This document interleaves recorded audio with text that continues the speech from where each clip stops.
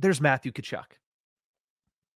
And obviously, everybody's looking at Matthew Tkachuk now, rightfully so, as this guy is maybe second best player in the National Hockey League now. Second best player in the entire world. They're still not going to put him over Connor McDavid, rightfully so. We have this conversation every year with the player that's leading the best team or the best story.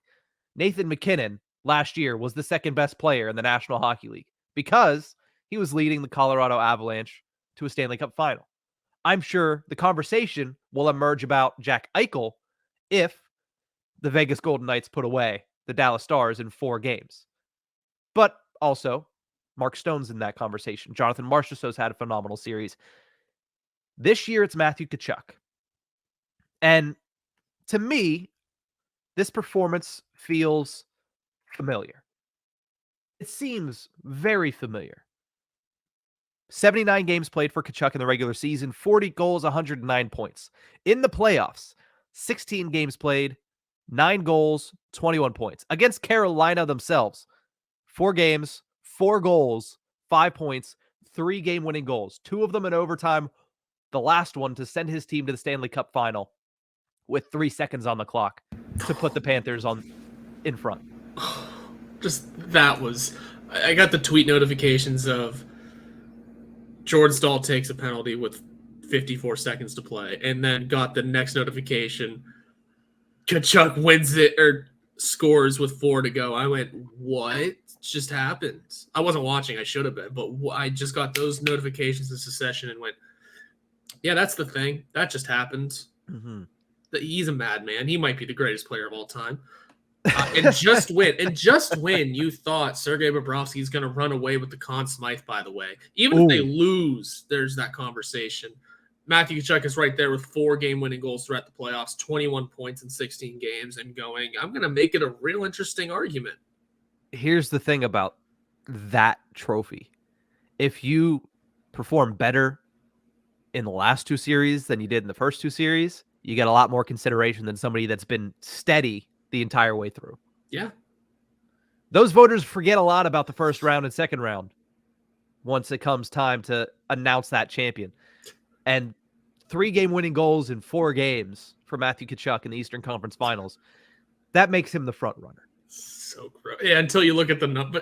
All you need to do is take a clean look at Sergei Bobrovsky's stat line. 11-2 with a 935 and a 2.21. That's gross. He's ridiculous. Like, he has been absolutely ridiculous. It's 1A, 1B, Tkachuk and Bobrovsky at this point.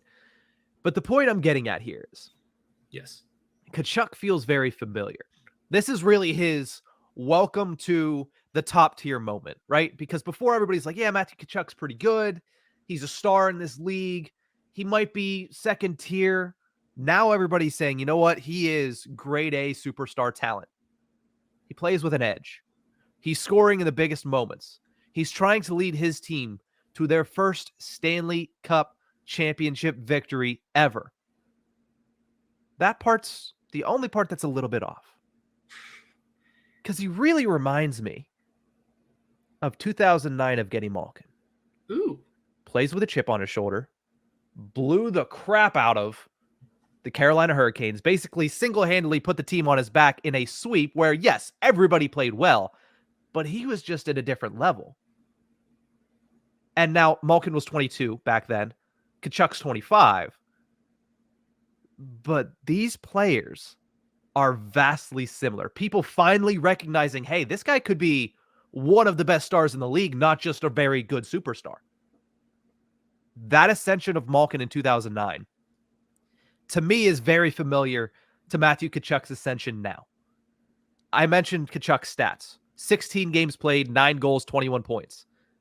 Back in the playoffs in 2009, through the Eastern Conference Finals, so take out the Detroit Red Wings series in the final. 17 games played for Evgeny Malkin, 12 goals, and 28 points. So he had 7 more points and 3 more goals, but still a similar discussion when it comes to how they were doing. I mean, honestly, take away Malkin scoring a hat trick in one of those games against Carolina, and they're pretty much even. Yeah.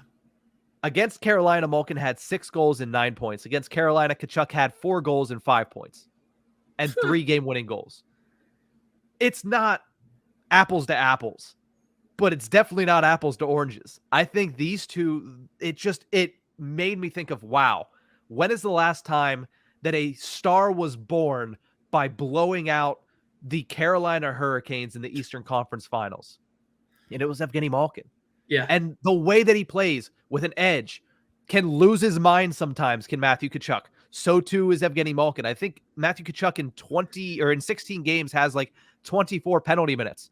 I forgot to look it up for Evgeny Malkin, but it certainly tracks with the way that Evgeny Malkin plays, especially in the playoffs. He takes penalties. He plays physical. He gets under opponents' skins.